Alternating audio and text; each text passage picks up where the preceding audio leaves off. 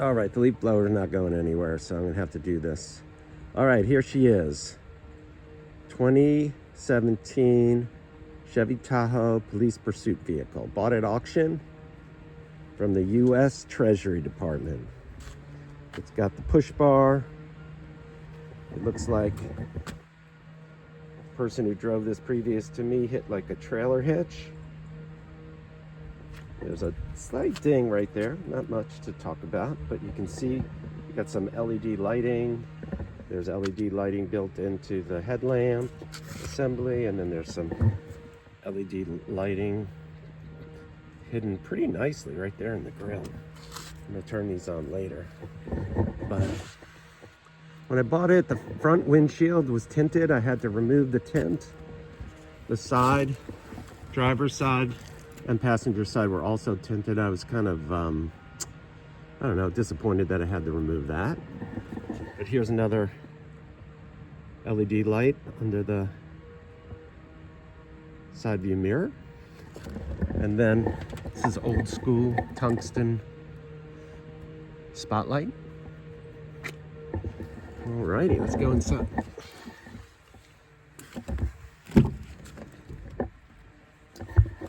She had about 7,800 miles on her. And here's the interior. Pretty good shape. Seats look like, you know, there's a little bit of, you know, wrinkling there from sitting, but I'm gonna get Tiger Tough seat covers for this. They're pretty bulletproof. And it's got the bench seat. Get some stuff in there. There's a also there under here. That's mine, obviously, but there's a 110 outlet, as well as what used to be called the cigarette lighter. Now it's just called an aux. The dash is a little bit different than the other 2017s. This has got a very small little LCD display, which will turn into the rear backup camera light. It has LED lighting on star. I like the fact that it has that 110 outlet. That was one of the reasons why I wanted to get one of these. Anyway, there we go. I kind of like the bench seat idea because I'm going to put a bunch of gear in the back. And if 3 people have to squeeze in the front, they'll be able to. All right, let's look at the back seat. Oh, before we look at the back seat, these have Eagle RSA tires on steel wheels, painted black. Looks very, very utility. There's a little bit of rust on the screw heads there. Those are, I think, oh no, they keep the cap in place, so I could easily replace those. All right, not a dent or a ding on her. She was kept really nice for 5 years till I got her. All right, the sun's kind of not cooperating here. All right, I folded down. It's got the 2 and the 1 on the bench back here. I folded down the 2 to make more cargo space for my equipment. But yeah, there's the back seat. You can see the difference in the tint. I didn't remove the tint. I think these back windows are tinted a little bit heavier out of the factory, but there's an additional layer of tint on these back windows. All right. All right, let's take a look at the more LEDs. More LEDs. Let's take a look at the back seat. I mean the trunk. Cargo area. It's going to be a decent amount, but I'm switching to the Tahoe from a Suburban, and I'm going to lose, I don't know how many inches I'm going to lose, but I think it's going to be like 11 inches of length, so whatever that translates into cubic feet of cargo space. Police Pursuit actually has a additional fuse box right there, and The one thing that's odd is the fact that you do see this threaded bolt. I have the Suburban that I have has a similar divot, but you don't see the threaded bolt. So I don't know if that's for uplifting. Another auxiliary power outlet. There's also another auxiliary power outlet right there. All right. All right. Oh, what is that? That is a spot for, I guess, the electronic push button to close the hatch, but doesn't have that feature, which strangely this car has some really subtle deletes / enhancements. Like, for instance, when you use the key fob to lock or to unlock, no chirping and no light flash. So you know the courtesy lights that come on with normal SUVs, you know, so you can see if you're getting to your car at night, light up the street a little bit. This car does not have that. I guess it's for stealth mode. All right, we're gonna get into the car here.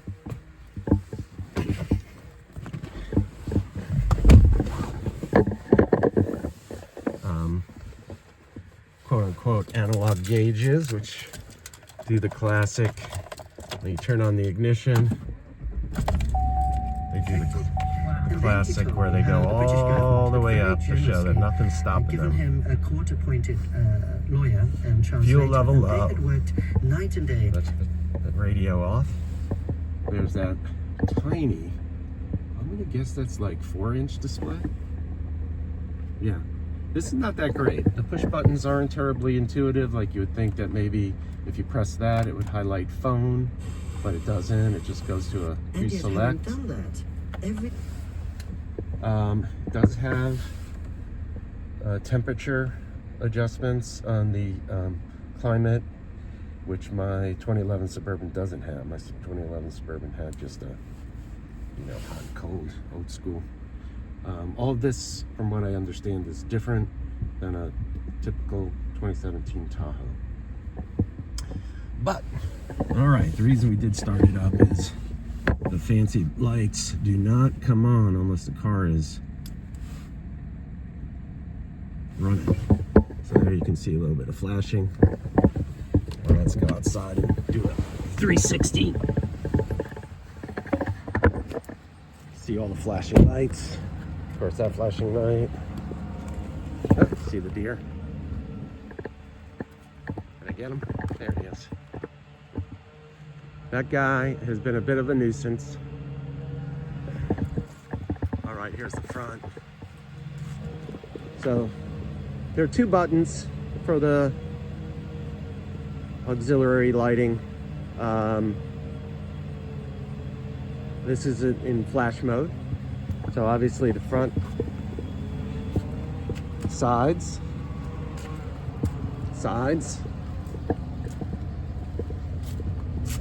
and you can see it on the Suburban, and the back. And then of course the LED, I mean the typical brake light and rear lights do a fancy little dance as well. All right, let's just switch it to solid. Now, last night I did come home late from work, and first time I drove the car at night, and I turned these on. They don't really do much in the way of lighting. Now, that's flickering because of the camera, because of the iPhone camera.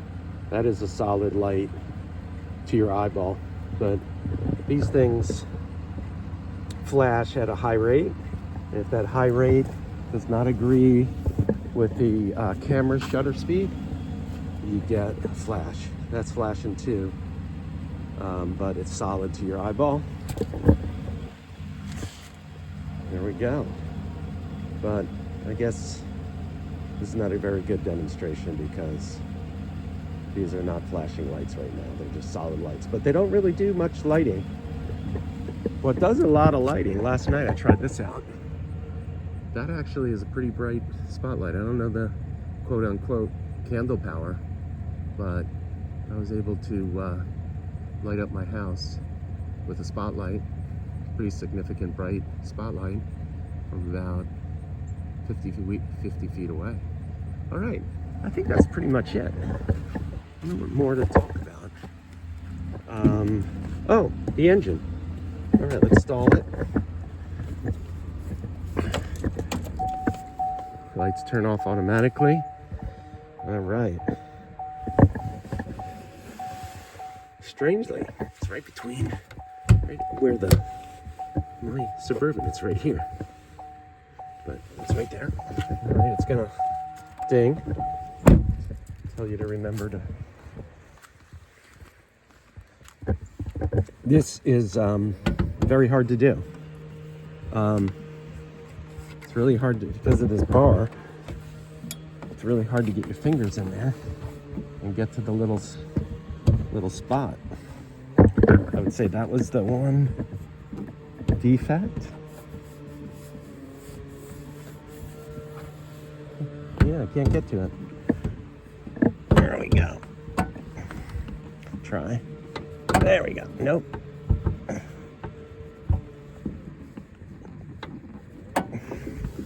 Wow, look at how hard that was. I don't know. But... All right, again, this was a used vehicle. I did get it Maryland State inspected, and my dealership, Sport Chevy, looked it over and did a few. There was one minor thing wrong with it that took a lot of time to figure out, which was the low beams didn't work because a pin was burnt out. Anyway, look at that engine. It's got 7,000 miles on it. It looks like it just rolled off the factory floor.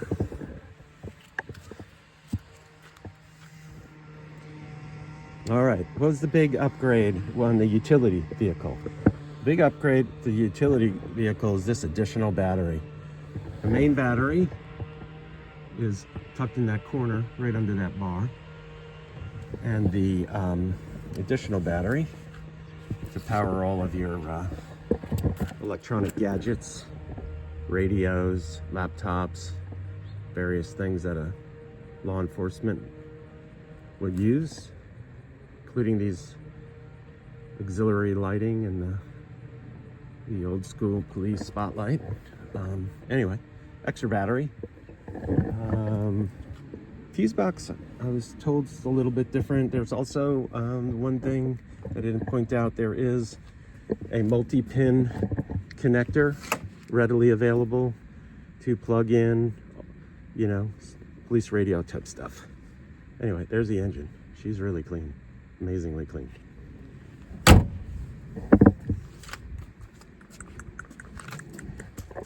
Well, there she is. 13 minutes of 2017 Tahoe PPV, which stands for Police Pursuit Vehicle. I've been after one of these for years. They're really hard to get, at least in my world. They're very hard to get because they only sell them directly to law enforcement. And if you do get them, they usually have hundreds of thousands, if not 200,000 miles on them, put on usually in a small amount of time. And also the engine idle hours is huge on these things when they come up for auction. So you might be able to get them for under 10, but you got to put a lot of money into them. And they're fairly beat up because they've seen a lot of action.